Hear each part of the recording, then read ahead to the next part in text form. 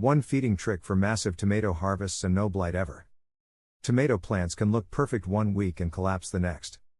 One stretch of rain, one humid night, and suddenly the leaves are covered in dark spots, the fruits start rotting, and months of work disappear fast. But there's one simple feeding trick that changes everything. It strengthens the plants, boosts fruit production, speeds up ripening, and creates a natural shield against blight before the disease even gets a chance to attack. And before we get into the full method, if you enjoy practical gardening tips that actually work, make sure to subscribe to Gardening Like a Pro so you never miss the next harvest-saving guide. The biggest mistake most gardeners make is waiting until blight appears. Once those black spots spread through the leaves and stems, the plant is already under serious stress. Prevention is everything with tomatoes. Healthy, well-fed plants are naturally more resistant to fungal disease, especially during long rainy periods when moisture hangs in the air and temperatures swing constantly. This feeding solution is incredibly simple, inexpensive, and powerful. All you need is 9 liters of warm settled water, 1 liter of milk, and 1 gram of boric acid, which is about half a teaspoon. That exact ratio is important because tomatoes respond best when the concentration stays balanced. Too much boron can stress the plants, while too little reduces the effectiveness. Start by filling a sprayer or bucket with 9 liters of warm settled water. The water should not be cold straight from the tap because tomatoes hate sudden temperature shock. Add 1 gram of boric acid and stir thoroughly until fully dissolved. After that, pour in 1 liter of milk and mix again until everything blends evenly. That's it. The solution is ready. What makes this mixture so effective is how each ingredient supports the plant in a different way. Boric acid is not just a blight prevention treatment.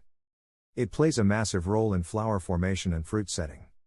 Tomatoes need boron to move sugars and nutrients properly throughout the plant. When boron levels are low, flowers begin dropping before fruits can form. You'll notice fewer tomatoes, weaker growth, and poor ripening. With proper boron feeding, tomato plants hold onto their flowers much better, produce larger fruit clusters, and develop stronger tissue that handles moisture stress more effectively. That matters during rainy weather because excessive humidity is one of the biggest triggers for fungal disease. The milk in the solution works as a natural protective layer. Once sprayed onto the leaves, it helps create an environment that fungal spores struggle to survive in. At the same time, the milk provides trace nutrients and proteins that support leaf health. The combination of milk and boric acid becomes a powerful preventive treatment without relying on harsh chemicals. Timing is critical if you want maximum results. The first spray should happen when the plants begin forming buds. This stage determines how many flowers the plant will successfully support. The second spray should happen during full flowering, when the plant is under heavy energy demand. The third spray should happen as soon as the first fruits begin setting. These 3 treatments alone can completely transform the productivity of your tomatoes. Always spray in the early morning or evening. Cloudy weather is actually excellent for this treatment because the leaves absorb moisture more evenly. Never spray during strong sunlight because wet leaves under intense heat can burn quickly. Another important detail most gardeners overlook is where to spray. Focus mainly on the upper leaves, growing tips, and flower clusters. Those are the areas actively developing and needing the most boron support. The lower leaves do not need heavy spraying because boron naturally accumulates in the newer growth. During wet summers, this treatment becomes even more valuable. Constant rain creates perfect conditions for late blight. Moisture sits on the leaves for hours, temperatures fluctuate between warm days and cool nights, and fungal spores spread rapidly through the garden. That's exactly when tomatoes need stronger immunity and better nutrient balance. Gardeners often notice another surprising benefit after using this feeding trick. The tomatoes become sweeter.